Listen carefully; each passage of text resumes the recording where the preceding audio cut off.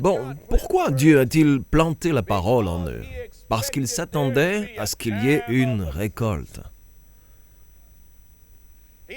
Il en attendait une production qui se serait répandue dans le monde entier et qui aurait fourni à Dieu une récolte d'hommes et de femmes qui auraient découvert qui est le vrai Dieu vivant, quel est son dessein et qui aurait fait que Dieu soit bon avec les gens. Il cherche à atteindre chaque continent avec la parole de Dieu. Le pasteur Keith Butler enseigne la parole de Dieu. Il s'y efforce et il touche le monde. Et maintenant, voici pour l'enseignement d'aujourd'hui le pasteur Keith Butler. Marc chapitre 11, nous allons lire un texte très familier, car le Seigneur m'a chargé de partager avec vous quelques aspects au sujet de ce texte un peu différent. Commençons à lire ici et situons la scène. C'est donc ce qu'on appelle le dimanche des rameaux. Le dimanche des rameaux, Jésus arrive juché sur un âne, on coupe les branches des rameaux, on les dispose, Hosanna au roi et tout ça. Bon, tout prend place. Et que se passe-t-il le jour suivant? Verset 12. Le lendemain, comme il quittait Béthanie, Jésus eut faim. Il aperçut de loin un figuier qui avait les feuilles et alla voir s'il trouverait quelque chose. Mais quand il se fut approché, il ne trouva que des feuilles, car ce n'était pas la saison des figues. Alors Jésus prit la parole et lui dit que plus jamais personne ne mange de ton fruit. Et ses disciples l'entendirent. Ils arrivèrent à Jérusalem et Jésus entra dans le temple. Il se mit à chasser ceux qui vendaient et qui achetaient dans le temple. Et il renversa les tables des changeurs de monnaie et les sièges des vendeurs de pigeons. Et il ne laissait personne transporter un objet à travers le temple. Et il les enseignait en disant, « N'est-il pas écrit, mon temple sera appelé une maison de prière pour toutes les nations, mais vous en avez fait une caverne de voleurs. » Les chefs des prêtres et les spécialistes de la loi l'entendirent et ils cherchaient les moyens de le faire mourir. Ils le redoutaient en effet parce que toute la foule était frappée par son enseignement. Le soir venu, Jésus sortit de la ville. Le lendemain matin, en passant, les disciples virent le figuier. Il était desséché jusqu'aux racines. Se rappelant ce qui s'était passé, Pierre dit à Jésus, « Maître, regarde, le figuier que tu as maudit est desséché. » Jésus leur dit alors, « Ayez foi en Dieu. Je vous le dis en vérité, si quelqu'un dit à cette montagne, « Retire-toi de là et jette-toi dans la mer », et s'il ne doute pas dans son cœur, mais croit que ce qu'il dit arrive, il le verra s'accomplir. »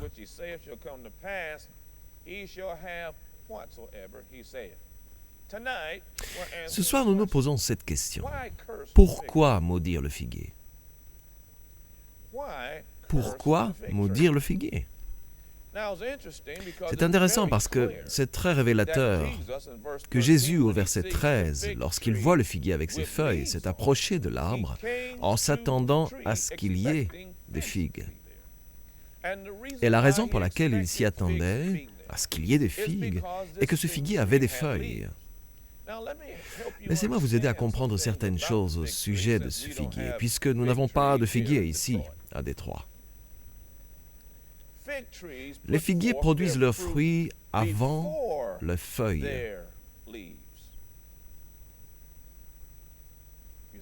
Vous comprenez? Donc, si vous avez vu les feuilles d'un figuier, les figues, vous savez que les figues sont là. En fait, les figues étaient là avant que les feuilles n'apparaissent. Vous m'écoutez? Mais ce n'était pas encore le moment des figues. Quelque chose ne va pas avec cet arbre.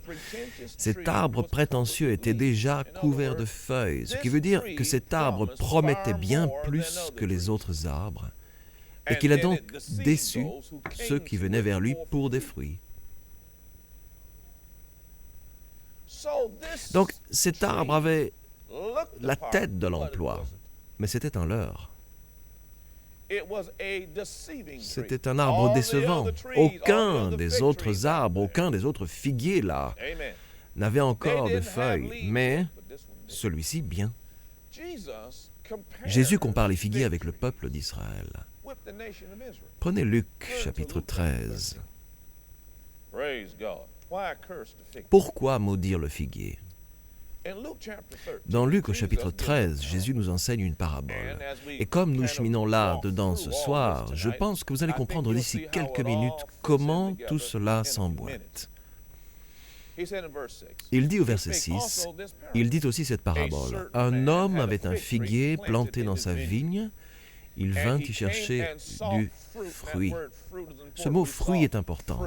Nous avons vu le mot « fruit » dans Marc chapitre 11. Ici, il vint y chercher du fruit et il n'en trouva pas. Alors il dit au vigneron, remarquez que c'est son vignoble. Voilà 3 ans que je viens chercher du fruit sur ce figuier et je n'en trouve pas. Voici la réponse. Coupe-le. Jésus avait maudit cet autre figuier. Vous voyez, il est arrivé, il a été déçu par l'arbre.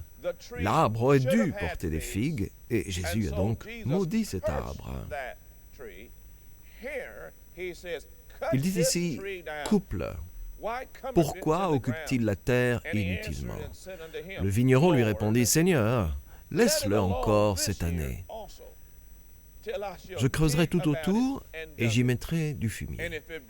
Peut-être à l'avenir donnera-t-il du fruit, sinon tu le couperas.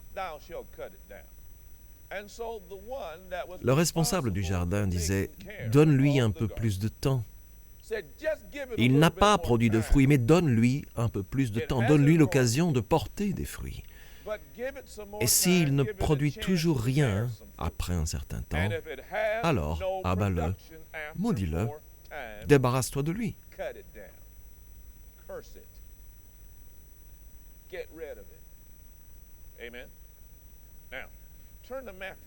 Maintenant, revenons à Matthieu, chapitre 3, parce que dans les 2 cas, on parle du manque de production. Le Seigneur, le Maître, s'attendait à une récolte, mais au lieu de cela, il a été déçu.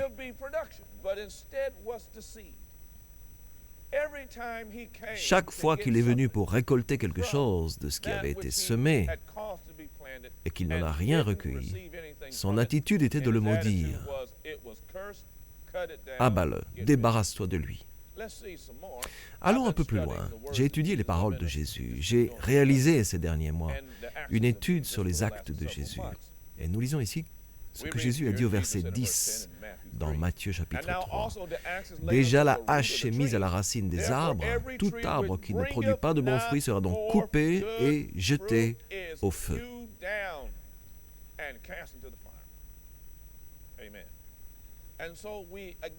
Nous voyons donc encore une fois que si nous avons quelque chose qui est censé produire et qu'il ne le fait pas, cela entraîne certaines conséquences. Matthieu chapitre 7, revenez-y. Je vais me contenter de parcourir quelques écritures ici. Ici, au service du milieu de la semaine, je sais que vous êtes des gens fidèles à la Bible, j'ai toujours aimé le milieu de la semaine. Matthieu chapitre 7, verset 19, je vais plutôt lire le verset 17 et je poursuivrai. Tout bon arbre produit de bons fruits, mais le mauvais arbre produit de mauvais fruits. Un bon arbre ne peut pas porter de mauvais fruits, ni un mauvais arbre porter de bons fruits. Tout arbre qui ne produit pas de bons fruits est coupé et jeté au feu. C'est donc à leurs fruits que vous les reconnaîtrez.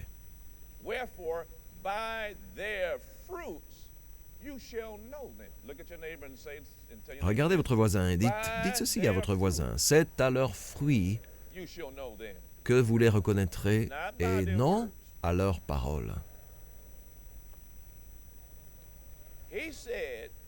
Il a dit, vous les reconnaîtrez grâce à ce qu'ils ont produit et pas seulement grâce à ce qu'ils ont dit. D'accord?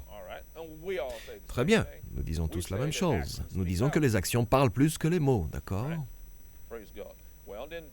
Bien, jetons alors un œil sur Matthieu. Allons au chapitre 12. Pourquoi maudire le figuier? Dans Matthieu chapitre 12, nous jetterons un œil au verset 33. Je vais à nouveau simplement parcourir quelques points concernant le Seigneur Jésus. Certaines choses que Jésus a dites spécifiquement. Il a dit au verset 33, « Dites que l'arbre est bon et que son fruit est bon. » Encore une fois, il fait référence au fruit et à une personne et à la production d'une personne. Il parle donc ici de ce qu'une personne produit. Ou bien dites que l'arbre est mauvais et que son fruit est mauvais, car on reconnaît l'arbre à son fruit. Race de vipères, comment pourriez-vous dire de bonnes choses, mauvais comme vous l'êtes? Pourquoi pas? En effet, la bouche exprime ce dont le cœur est plein. L'homme bon tire de bonnes choses de son bon trésor. Je vous ai appris que le mot grec trésor ici est déposite, comme quand vous faites un dépôt à la banque, d'accord? Donc, l'homme bon tire de bonnes choses de son bon trésor et l'homme mauvais tire de mauvaises choses de son mauvais trésor. Je vous le dis, le jour du jugement, les hommes rendront compte de toute parole inutile qu'ils auront prononcée. En effet, d'après tes paroles, tu seras déclaré juste et d'après tes paroles, tu seras condamné. Maintenant, je voudrais entourer 2 fois, comme je l'ai fait dans ma Bible au verset 37, l'adjectif « tes ». « Tes » signifie tes paroles. Vous voyez, il y a une différence entre mes paroles et les paroles du pasteur Butler, une différence entre les paroles du pasteur Butler et les paroles du pasteur Deborah. Je veux dire qu'il y a des paroles personnelles. Par sa parole, il sera excusé. Par sa parole, il sera condamné. Avant cela, quoi qu'il en soit, il a dit chaque parole vaine, nous en donnerons l'explication. Le mot grec pour vain est argos. Le mot argos veut dire inactif. Il signifie inutile. Il signifie stérile, un mot stérile. Autrement dit, si une parole peut être stérile, alors elle peut aussi être productive. Si une parole peut être inutile, elle peut devenir utile. Et si elle est peut-être paresseuse, elle peut aussi juste, à l'inverse, être l'inverse de paresseux. Autrement dit, les paroles sont destinées à transmettre quelque chose, mais elles peuvent aussi être creuses.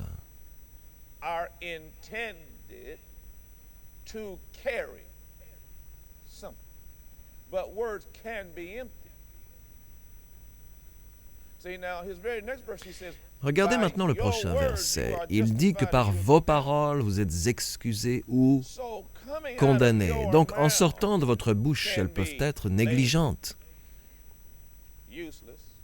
inutiles ou productives. Je peux entendre 3 alléluia. Le mot jugement ici, dans ce verset, est krisis en grec. Autrement dit, d'après tes paroles, tu seras déclaré juste ou accusé. D'après tes paroles, tu seras condamné. C'est ce qui fait que ce qui sort de votre bouche, soit vous êtes déclaré juste ou pas, soit vous êtes condamné ou loué par ce qui sort de votre bouche. Et cela veut dire que ce qui sort de votre bouche doit vraiment être important. Particulièrement depuis qu'il a fait le lien entre fruit et production avec les mots. Bon, ajoutons un petit quelque chose. Retournez dans Matthieu chapitre 21. Pourquoi maudire le figuier? Dans Matthieu chapitre 21, nous allons lire le verset 19. C'est le même récit que celui de Marc, mais nous allons jeter un œil dessus. Il vit un figuier sur le bord du chemin et s'en approcha, mais il n'y trouva que des feuilles. Il lui dit que jamais plus tu ne portes de fruits. Le figuier sécha immédiatement. Il passe son chemin, d'accord? On a vu ce qu'il a fait. Nous passons au verset 33 dans le même chapitre. Écoutez une autre parabole. Il y avait un propriétaire qui planta une vigne. Il l'entoura d'une haie, il creusa un pressoir et construisit une tour, puis il la loua à des vignerons et partit en voyage. Lorsque le temps de la récolte fut arrivé, soulignez l'expression « temps de la récolte ». En d'autres mots, quiconque plante quoi que ce soit s'attend à une récolte. The reason why a farmer is out there doing all that work with that tractor and digging in that ground and using all. La raison pour laquelle un fermier accomplit tout ce travail avec un tracteur et creuse le sol et utilise toute cette eau et se lève chaque matin pour faire tout ce travail, c'est parce qu'il prévoit le temps de la récolte. Il anticipe le temps de la récolte. Voici ce qu'est l'anticipation. Tout le travail qui a été mis en œuvre toutes les semences qui ont été plantées, tout ce qui a été fait l'a été pour une seule raison. Pour quelle raison? En prévision du temps de la récolte. Bien, il est dit ici, lorsque le temps de la récolte fut arrivé, il envoya ses serviteurs vers les vignerons pour recevoir sa part de récolte. Et il parle ici de la parole de Dieu plantée en Israël. Et ils ont été les premiers à recevoir la parole. La chrétienté ne peut s'expliquer sans le judaïsme.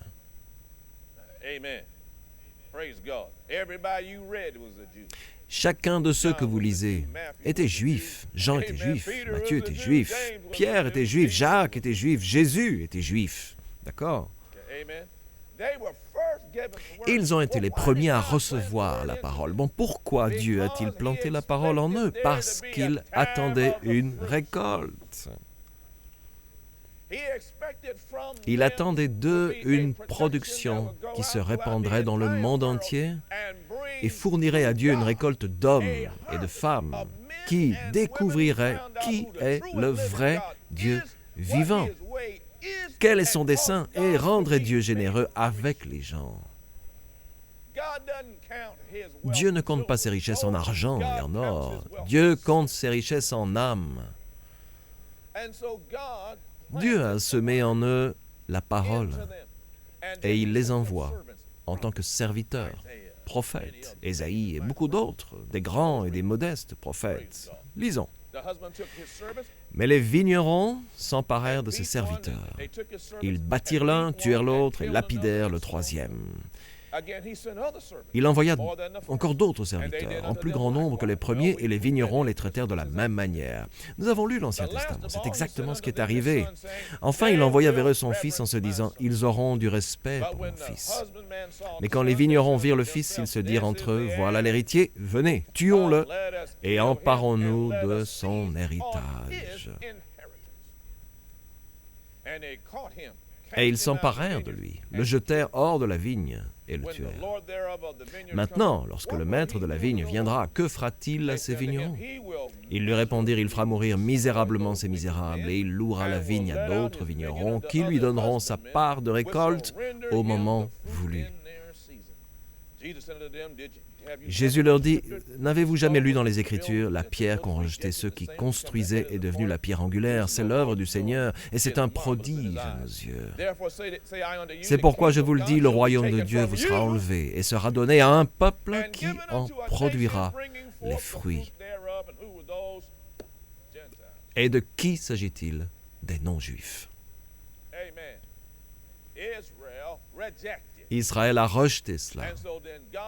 Et donc Dieu est arrivé vers les non-juifs et leur a apporté sa parole. Nous lisons dans les Actes des Apôtres au chapitre 10 avec Corneille, cet homme à la fois généreux et pieux, et Pierre en train de prier sur le toit, et à qui le Seigneur envoie une vision ou une voix qui lui dit « Ce que Dieu a déclaré pur, toi, ne le considère pas comme impur. » Il l'envoie prêcher aux non-juifs, ce qui selon Pierre est illégal. Il l'envoie annoncer ce formidable et précieux message dans les Actes des Apôtres au chapitre 10, verset 38. « Vous savez comment Dieu a déversé une onction de Saint-Esprit et de puissance sur Jésus de Nazareth, qui allait de lieu en lieu en faisant le bien et en guérissant tous ceux qui étaient sous la domination du diable parce que Dieu était avec lui. » Pierre parlait encore quand, Actes des Apôtres, chapitre 10, 44, le Saint-Esprit descendit sur tous ceux qui écoutaient la parole. Et tous les croyants circoncis, dit-on, qui étaient venus avec Pierre, étaient stupéfaits parce que le don du Saint-Esprit était déversé même sur les non-juifs. Autrement dit, Dieu a dit, « Bon, si vous n'en voulez pas, je vais l'offrir à quelqu'un qui en fera quelque chose. » Mais ne vous vantez pas trop du style « Vous voyez, nous, on l'a reçu, et eux, ils... » Attendez. Si vous lisez l'Épître aux Romains, vous comprendrez que Dieu n'a pas oublié les Juifs. D'ailleurs, la Bible nous raconte que le salut arrivera pour les Juifs. À la fin de la journée, ils seront tous sauvés. Vous l'observerez. Alléluia. La Bible nous appelle branche d'olivier sauvage. Nous ne sommes que la branche d'olivier sauvage. Ils sont le véritable arbre. Vous voyez, on fait toujours attention à la façon de traiter Israël. Ne dites rien à leur sujet. Vous comprenez ce que je dis? Parce qu'ils sont toujours les élus de Dieu. Ils devaient juste recoller les morceaux. Allez, Vous voyez, ils ne produisaient pas de fruits. Mais si c'est ça qui leur est arrivé, lorsqu'ils ne produisaient rien, que croyez-vous qu'il serait arrivé à la branche sauvage d'olivier dans le même cas?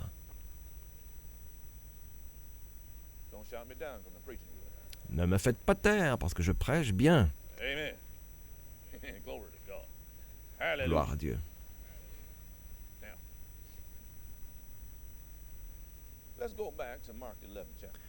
Retournons dans Marc, chapitre 11. Non, allez plutôt dans les Actes des Apôtres, chapitre 1. Je vais passer par là. Je voudrais vous poser une question. Qu'est-ce que le fruit? Jésus a parlé du figuier et l'a maudit parce qu'il donnait l'apparence de pouvoir produire des fruits.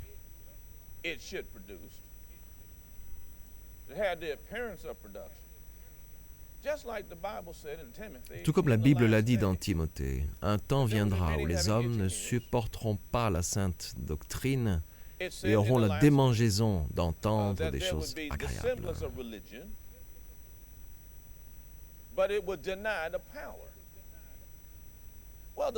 Cela pourrait mener à un refus de pouvoir. Eh bien, le pouvoir, c'est la parole. L'Épître aux Romains, chapitre 1, verset 16, dit que la parole de Dieu, c'est la puissance de Dieu pour le salut de tout homme qui croit. Ça signifie qu'au fond, la parole n'est pas ce qu'ils veulent, car ils veulent avoir un semblant de vérité. Ils voudraient avoir les églises, ils voudraient avoir les services religieux, ils voudraient avoir l'illusion de cela, mais il n'y aura pas de production. Nous devons donc découvrir alors ce qu'est le fruit.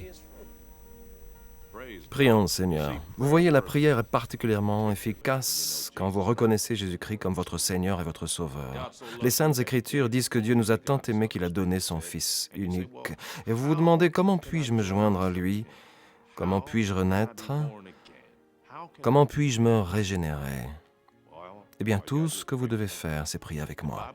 La Bible dit dans l'Épître aux Romains, chapitre 10, verset 9, « Si de ta bouche tu confesses que Jésus est Seigneur, et si dans ton cœur tu crois que Dieu l'a ressuscité des morts, tu seras sauvé. » Le verset suivant dit, « En effet, croire dans son cœur conduit à la justice, et confesser de sa bouche conduit au salut. » Et enfin, il dit au verset 13, « En effet, quiconque invoquera le nom du Seigneur sera sauvé. »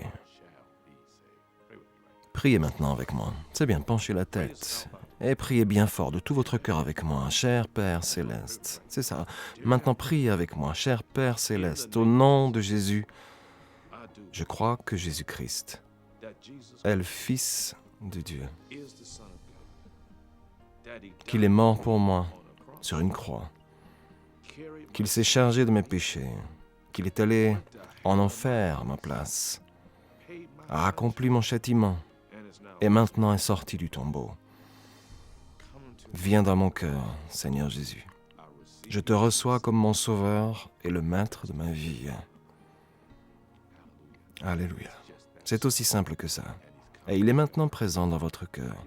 Vous allez me dire, bon, et maintenant que dois-je faire? Nous avons un ouvrage spécial que nous voulons vous faire parvenir. Il s'intitule « D'où venons-nous » Nous serons heureux de vous l'adresser. Prions le Seigneur et je vous expliquerai tout ce que vous devez savoir. Je tiens à vous féliciter, vous ne serez plus jamais la même personne au nom de Jésus. La parole de Dieu entre dans ton esprit dès lors que tu reçois Jésus comme le Seigneur et le Sauveur de ta vie. Le véritable toi, ton esprit, est régénéré. Cela signifie que tu es maintenant une nouvelle création dans le Christ qui, après Dieu, est créé dans la vertu et la vraie sainteté. Ce procédé provoque un changement immédiat dans ton esprit et dans ton cœur. Toutefois, pour continuer ce procédé de changement, tu dois ranger tes anciens habits et apprendre comment cheminer dans ta nouvelle vie avec Dieu en commençant ta journée en prière avec le Père. Une simple prière de louange et d'action de grâce t'aide à consolider ta relation avec Dieu. Remercie-le pour son amour, sa confiance, sa patience, sa tendre bonté, sa paix, son pouvoir de guérison, sa protection face au danger, son indulgence, sa sagesse et son aide pour cette journée. Assure-toi tous les jours de prendre le temps de lire la parole de Dieu. Tout comme ton corps de chair a besoin de nourriture, ton esprit nécessite la nourriture de la parole de Dieu. Veuillez s'il vous plaît prendre note de l'adresse sur votre écran. De la sorte, nous pouvons vous envoyer ce petit livre très important. Il contient une abondance d'informations dont vous aurez besoin maintenant que vous avez décidé d'accueillir le Seigneur dans votre cœur et de continuer votre chemin avec Dieu. Finalement, il est important que vous aussi preniez le temps de trouver un lieu de culte et que vous entreteniez des relations avec d'autres croyants. Nous prions pour vous, afin que le Dieu de notre Seigneur Jésus-Christ, le Dieu de gloire, puisse vous donner l'esprit de sagesse et de révélation dans la connaissance de lui. Le programme d'aujourd'hui a-t-il été une bénédiction pour vous? Ce que vous avez entendu n'était qu'une partie de son puissant message. Vous pouvez commander la totalité du service d'aujourd'hui sur CD, DVD ou par DVD sous-titré MP3 ou MP4. Il suffit simplement de visiter notre boutique en ligne sur www.keithbutler.org ou d'envoyer un courrier à l'adresse inscrite sur votre écran ou de nous appeler. Commandez ce livre aujourd'hui pour vous-même, un membre de votre famille ou un ami et laissez la parole de Dieu commencer à agir dans votre vie dès maintenant.